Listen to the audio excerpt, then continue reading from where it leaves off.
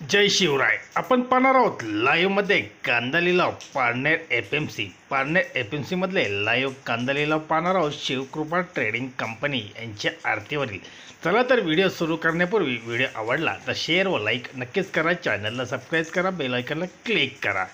चला तर व्हिडिओ सुरू करूया. पारनेर एफएमसी लाईव्हमध्ये कांदा लिलाव शिवकृपा ट्रेडिंग कंपनी यांच्या आरतीवरील. एकच उद्देश, बळीराजाला घरबसल्या शेतमालाची माहिती समजली पाहिजे.